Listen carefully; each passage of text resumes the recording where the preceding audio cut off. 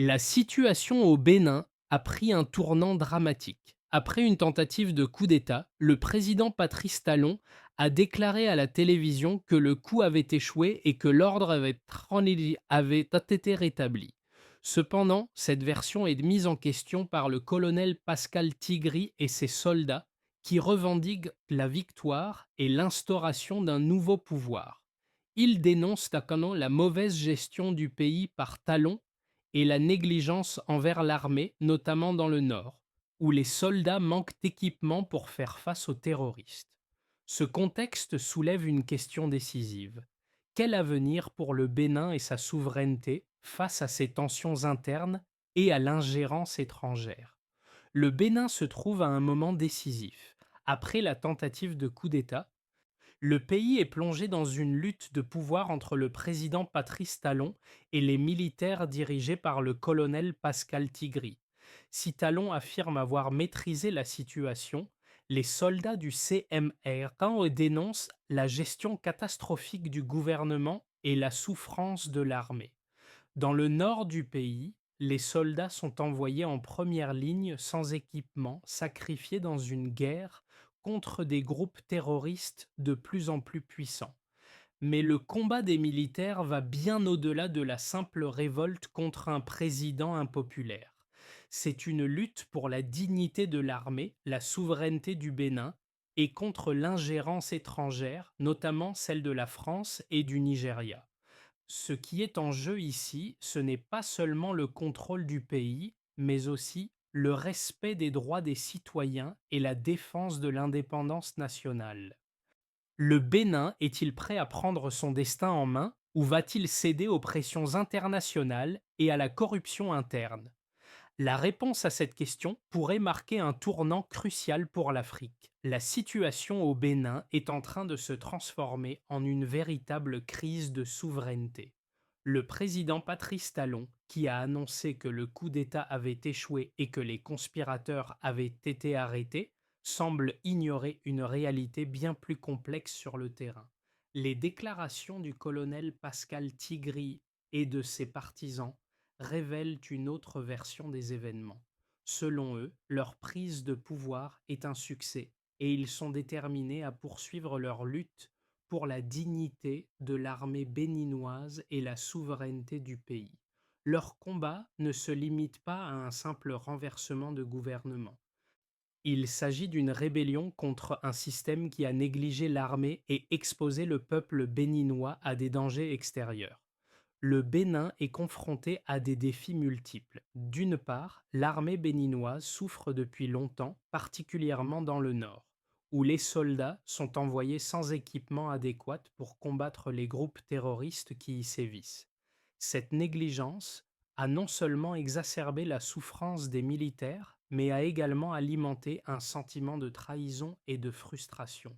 D'autre part, l'intervention de puissances étrangères comme la France et le Nigeria a compliqué encore la situation.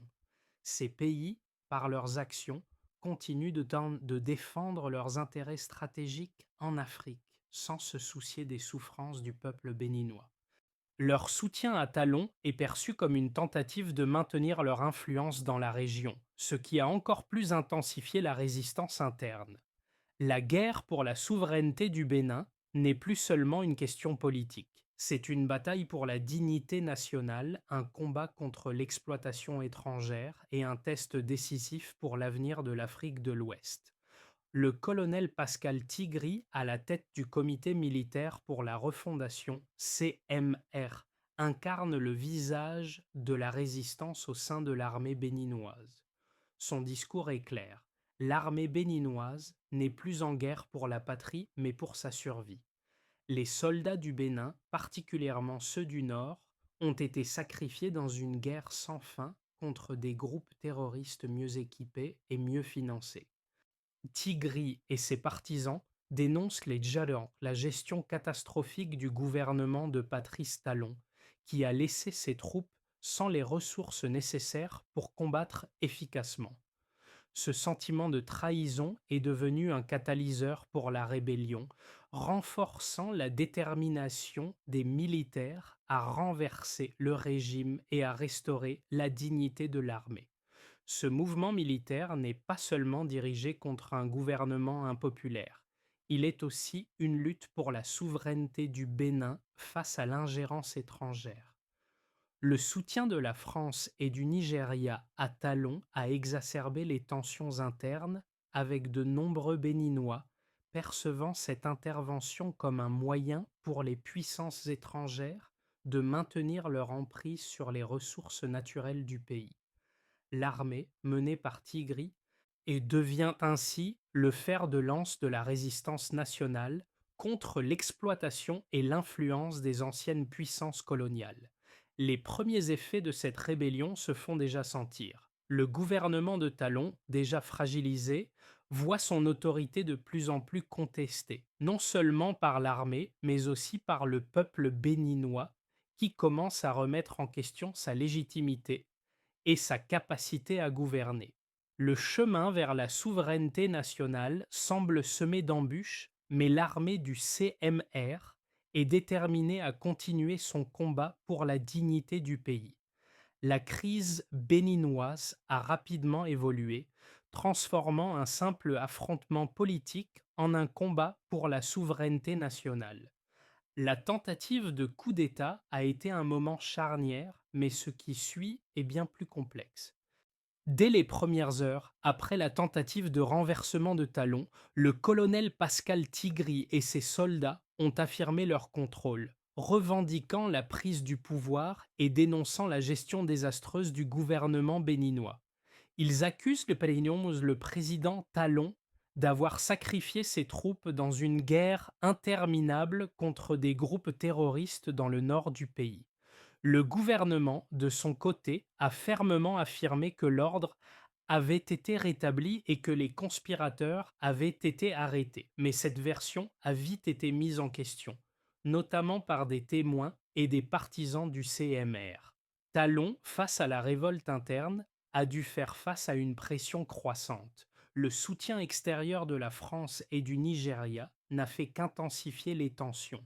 La France, ancienne puissance coloniale, y a envoyé des troupes et des avions de guerre pour protéger son allié, Talon, tandis que le Nigeria, grande puissance régionale, a également envoyé des troupes pour sécuriser la stabilité de la région. Cependant, cette ingérence étrangère n'a fait qu'exacerber la résistance interne.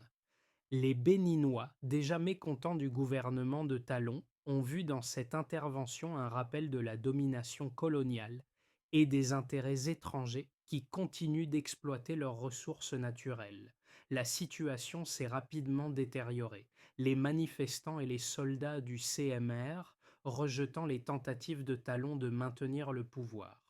Le conflit a pris une dimension internationale, les puissances étrangères se positionnant pour défendre leurs intérêts tout en alimentant un sentiment d'injustice parmi la population. Le soutien extérieur a renforcé la détermination des militaires et des civils à lutter pour la souveraineté du pays.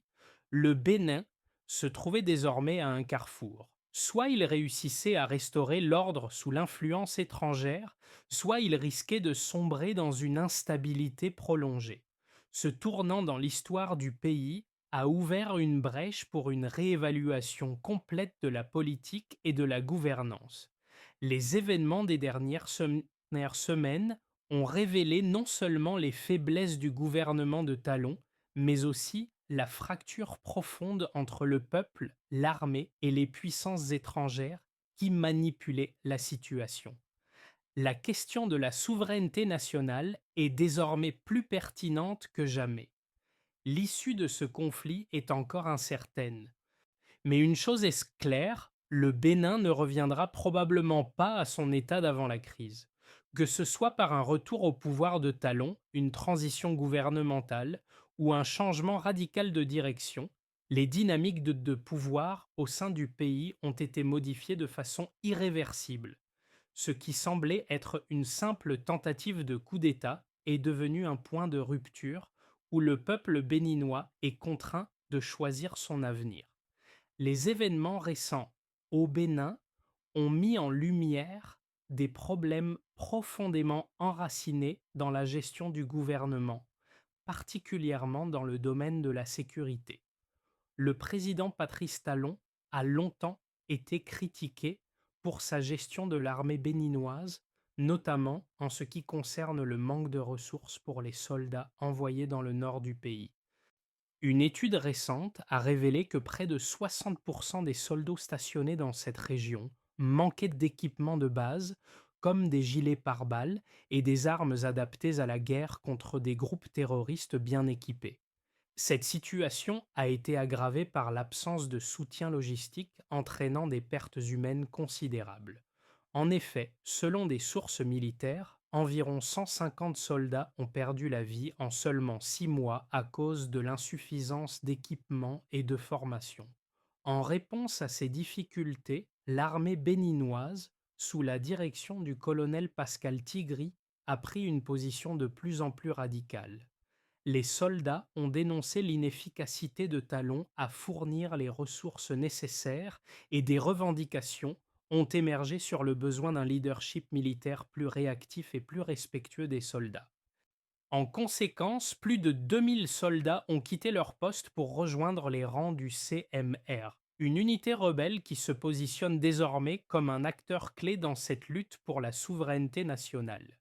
Du côté des puissances étrangères, la France et le Nigeria ont montré un soutien sans faille au gouvernement de Talon. La France a envoyé des troupes d'élite et des avions de guerre pour protéger ses intérêts stratégiques, y compris l'exploitation des ressources naturelles du Bénin. Le Nigeria, quant à lui, a déployé des forces armées pour éviter un affaiblissement de la stabilité régionale, ce qui, selon certains analystes, visait aussi à maintenir son influence dans la région. Ce soutien a été perçu comme un acte de néocolonialisme et intensifiant les tensions internes et augmentant le nombre de manifestants opposés au gouvernement. Les répercussions de ce soutien militaire étranger sont évidentes. Une étude d'opinion menée par l'Institut de recherche et d'analyse politique du Bénin, IRAP, a révélé que 72% des Béninois estiment que l'ingérence étrangère complique la résolution de la crise et nuit à la souveraineté nationale. Une autre enquête sur l'attitude de la population à l'égard du président Talon a montré que seulement 35% des citoyens soutiennent encore le président, un chiffre en nette baisse par rapport à 2019, où il jouissait d'un taux de popularité de 60%. En somme, la crise béninoise est marquée par des fractures profondes. D'un côté, un gouvernement fragile qui lutte pour maintenir le contrôle et de l'autre, une armée en rébellion contre un régime jugé incompétent. La situation est exacerbée par l'ingérence de puissances étrangères qui, loin de calmer les tensions, ne font qu'alimenter le mécontentement populaire. Le Bénin, à un tournant décisif, doit choisir son avenir face à un contexte de plus en plus complexe. La situation au Bénin présente deux visions clairement opposées, et chacune a ses partisans.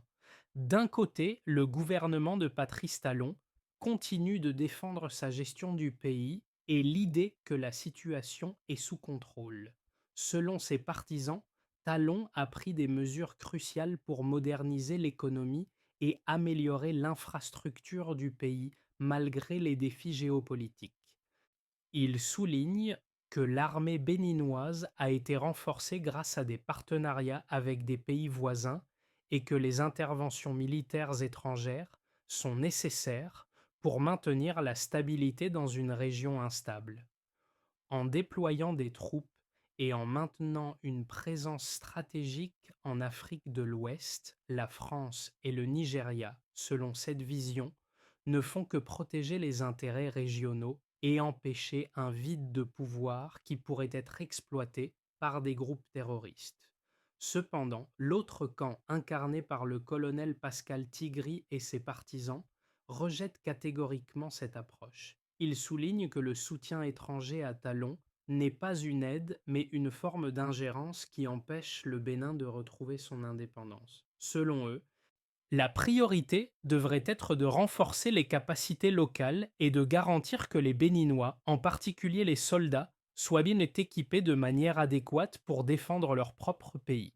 Il dénonce disons, le manque d'équipement de l'armée, en particulier dans le nord, et le mépris du gouvernement à l'égard des conditions de vie des militaires. Pour eux, la révolte contre Talon est aussi une lutte pour l'autonomie du Bénin, un rejet de l'influence étrangère et un appel à un changement de système. Le soutien extérieur ne fait qu'aggraver les fractures internes et empêche le pays de se reconstruire sur des bases solides. Le dilemme est donc profond. D'un côté, la vision de Talon semble offrir une stabilité politique à court terme, soutenue par des puissances étrangères, mais au prix d'une autonomie nationale compromise. De l'autre, le camp opposé voit dans la rébellion une chance de redéfinir le pouvoir du Bénin et de le restaurer dans sa souveraineté. Pourtant, cette solution risque d'amener le pays dans une instabilité prolongée, notamment en raison de l'absence de solutions immédiates face à la pression des groupes terroristes. Le conflit, bien que centralisé autour de la question du leadership, soulève également des questions plus vastes sur l'avenir de l'Afrique face à l'ingérence étrangère et à la gouvernance locale. Un tournant majeur s'est produit alors que les tensions internes se sont intensifiées. Le soutien extérieur, au lieu de pacifier la situation, a exacerbé le sentiment de révolte parmi les Béninois. En envoyant des troupes pour soutenir le président Talon, la France et le Nigeria ont non seulement défié les revendications de souveraineté du peuple béninois, mais ont aussi enflammé un nationalisme grandissant. Le pays se trouve à un carrefour où l'ingérence étrangère est perçue non seulement comme une violation de la souveraineté nationale, mais aussi comme un moyen de maintenir l'influence sur les ressources du pays. La fracture entre le gouvernement et l'armée béninoise est désormais visible pour le monde entier et la question est posée. Le Bénin réussira-t-il à se libérer de l'emprise étrangère et à restaurer sa dignité nationale? Ou l'influence des puissances coloniales continuera-t-elle de peser lourdement sur son avenir? Le peuple béninois, désormais profondément divisé, doit choisir entre un retour au pouvoir de Talon avec l'appui international ou une nouvelle direction qui réaffirme sa souveraineté contre les puissances extérieures. La crise béninoise a des conséquences bien au-delà de la politique interne du pays. Le premier impact tangible est l'érosion de la confiance du peuple béninois envers le gouvernement de Talon. Selon des enquêtes menées récemment, seulement 35% des Béninois soutiennent encore le président, un chiffre en chute libre par rapport aux années précédentes. Cette défiance envers le gouvernement a un effet déstabilisateur sur l'ensemble du pays, affectant la cohésion sociale et renforçant le sentiment de mécontentement général. Au niveau militaire, la rébellion dirigée par le colonel Pascal Tigri a des conséquences profondes. L'armée béninoise, qui jadis un acteur important dans le maintien de l'ordre interne, est désormais profondément divisée. Environ 2000 soldats ont quitté leur poste pour rejoindre les rangs du CMR, créant ainsi un vide sécuritaire dans certaines régions du pays. Le manque d'équipement, en particulier dans le nord, où les groupes terroristes continuent de gagner du terrain, met en péril la sécurité nationale. L'armée, divisée entre les partisans de Talon et ceux qui soutiennent la rébellion, perd peu à peu sa capacité à fonctionner de manière cohérente. L'interférence des puissances étrangères, en particulier la France et le Nigeria, a également des répercussions géopolitiques plus larges. En soutenant Talon, ces pays mettent en évidence l'importance stratégique de la région pour leurs propres intérêts économiques et militaires. Cependant, et leur présence est de plus en plus perçue comme une forme de néocolonialisme et le soutien international au gouvernement de Talon ne fait qu'alimenter la résistance intérieure. Les conséquences sur l'économie béninoise sont également inquiétantes. L'instabilité politique et militaire a paralysé de nombreux secteurs, en particulier ceux liés aux ressources naturelles du pays, comme le lithium et l'or. Les investisseurs étrangers, inquiets des risques politiques, ont réduit leur présence dans le pays, ce qui a conduit à une chute significative des investissements étrangers directs. Le secteur minier, qui représente une part importante de l'économie béninoise, connaît des perturbations majeures, ce qui pourrait affecter la croissance économique à court et à moyen terme. Sur le plan régional, le Bénin devient un point focal de la lutte pour la souveraineté en Afrique de l'Ouest. Le soutien des puissances étrangères, notamment de la France et du Nigeria, met en lumière l'interdépendance entre les nations africaines et les anciennes puissances coloniales. Le Bénin, en tant que symbole de cette lutte, pourrait inspirer d'autres pays de la région à remettre en question la domination étrangère et à prendre des mesures pour renforcer leur propre indépendance. Toutefois, ce processus sera long et difficile car les pressions externes sont toujours présentes et les défis internes demeurent considérables. La crise au Bénin est loin d'être résolue et plusieurs trajectoires peuvent se dessiner au cours des 6 à 12 prochains mois, chacune avec ses propres implications pour l'avenir du pays.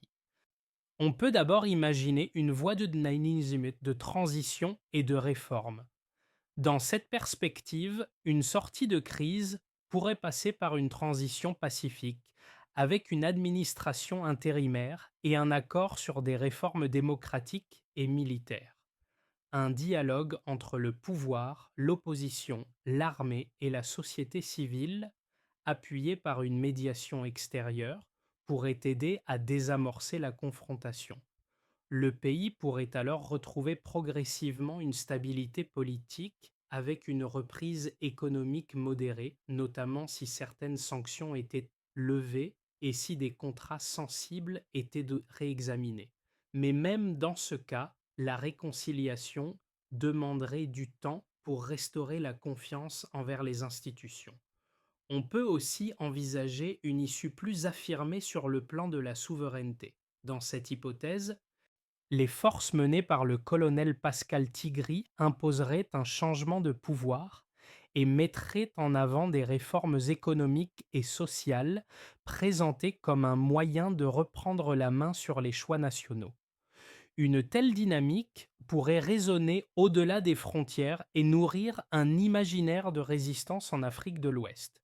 Elle comporterait toutefois des risques, car les tensions internes pourraient-ils se prolonger et les acteurs extérieurs pourraient les chercher à préserver leurs intérêts. Enfin, la perspective la plus inquiétante serait celle d'un enlisement. Le pays pourrait basculer dans une instabilité prolongée, avec des affrontements récurrents entre forces loyalistes et forces rebelles, tandis que les interventions et pressions extérieures compliqueraient encore toute désescalade. La situation sécuritaire se dégraderait. L'économie serait paralysée et la souveraineté nationale resterait durablement fragilisée. Quelle que soit l'orientation prise, le Bénin se trouve à un tournant décisif. L'avenir du pays dépendra de sa capacité à dépasser ses divisions, à rétablir une stabilité politique crédible et à renforcer son autonomie face aux influences extérieures. Le conflit au Bénin n'est pas seulement un enjeu politique ou militaire, c'est aussi un appel à la conscience de la communauté internationale et des peuples d'Afrique. Les répercussions de cette crise vont bien au-delà des frontières du pays. La lutte pour la souveraineté nationale qui se joue au Bénin est également une lutte pour la dignité des peuples africains face aux ingérences extérieures, qu'elles soient militaires ou économiques. Le peuple béninois, à travers ses soldats et civils, démontre une résistance qui résonne dans tout le continent. Il n'est plus question seulement de défendre un gouvernement ou une institution, mais de protéger le droit fondamental de tout peuple à décider de son destin sans la pression des anciennes puissances coloniales. Le Bénin, dans cette bataille pour sa souveraineté, se transforme en un symbole de la quête d'autodétermination que l'Afrique, dans son ensemble, cherche à raviver. Ce conflit soulève des questions essentielles sur l'avenir des relations entre l'Afrique et les anciennes puissances coloniales. Quel avenir pour une Afrique indépendante si ces pays continuent de subir l'influence de puissances étrangères? Le Bénin, dans sa lutte, et pousse les autres nations du Sahel et d'Afrique subsaharienne à se poser cette question. Peut-on vraiment être libre tant que l'on reste dépendant de l'extérieur pour sa sécurité, son développement et sa gouvernance? Les Béninois ne sont pas seuls dans leur combat. À travers eux, c'est toute l'Afrique qui aspire à se libérer des chaînes du passé et à redéfinir son avenir sur la scène internationale. Le choix du Bénin et les événements qui suivront auront un impact majeur sur la direction que prendra tout le continent.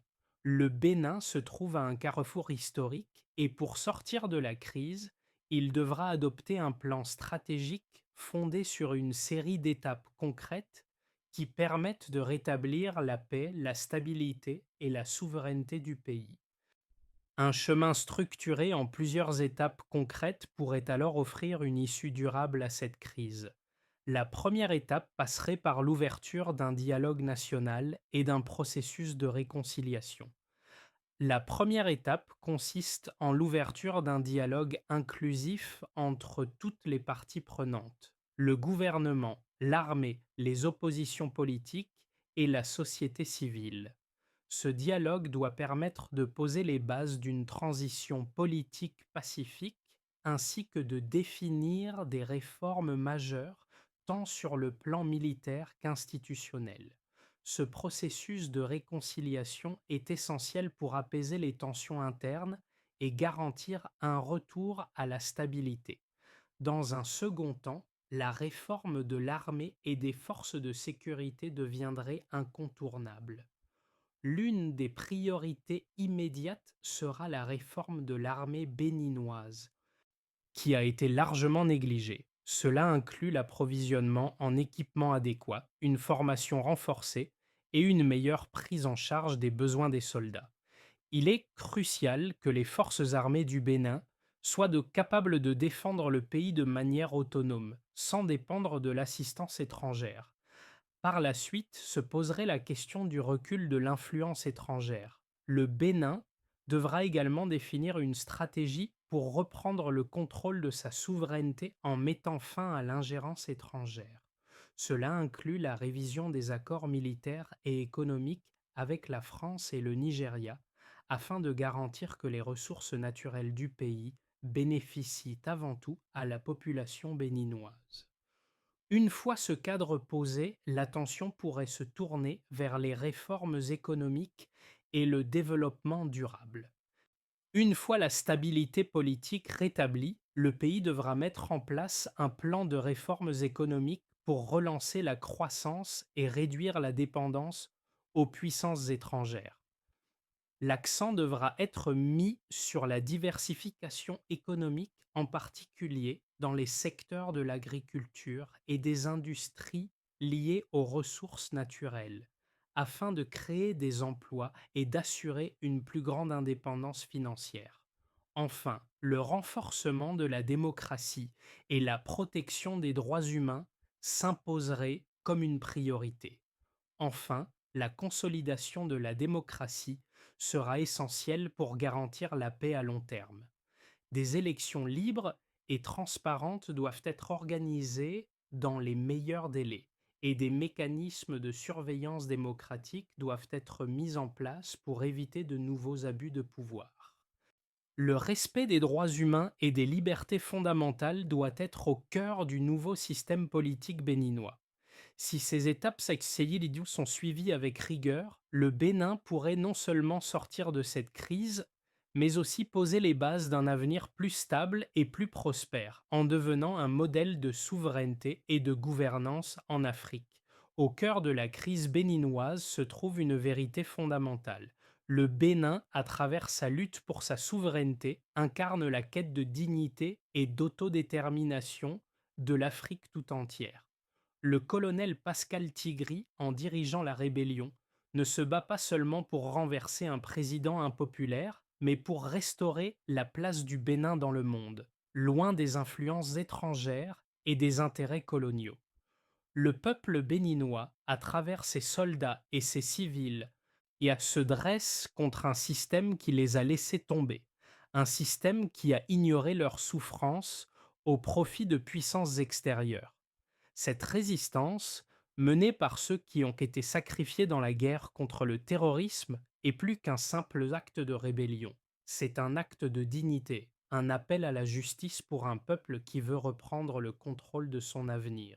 Si le Bénin parvient à triompher de cette crise, il pourrait bien devenir un symbole pour toute l'Afrique, une nation qui a su se relever, restaurer sa souveraineté et défendre sa dignité face à des siècles d'ingérence et d'exploitation. Le chemin reste incertain, mais ce qui est clair, c'est que l'avenir du Bénin est désormais entre les mains de ceux qui ont la force et la volonté de défendre leur indépendance, quel qu'en soit le coût. Le Bénin se trouve à un moment crucial de son histoire, et la manière dont il naviguera à travers cette crise aura un impact non seulement sur son avenir, mais aussi sur l'avenir de l'ensemble du Sahel. Cette lutte pour la souveraineté et la dignité n'est pas seulement le combat d'une nation, mais un appel à la solidarité entre les peuples africains. Le Bénin pourrait devenir le symbole d'une Afrique déterminée à se libérer des chaînes de l'ingérence étrangère et à construire un avenir plus juste pour ses citoyens. Ceux qui suivent cette histoire, que ce soit au Bénin ou ailleurs, doivent se rappeler que les choix faits aujourd'hui façonneront le destin du pays pour les décennies à venir. Il est essentiel de soutenir les efforts pour la paix, la souveraineté et l'autodétermination en Afrique, car ce n'est qu'en unissant nos forces, dit Schonnors, que nous pourrons bâtir un avenir plus libre et plus équitable. En ces moments de turbulence, une question reste ouverte. Le peuple béninois pourra-t-il préserver sa liberté et son indépendance face aux pressions extérieures? L'avenir du Bénin est en jeu et il appartient à chacun d'entre nous de soutenir ce combat pour la dignité et la souveraineté.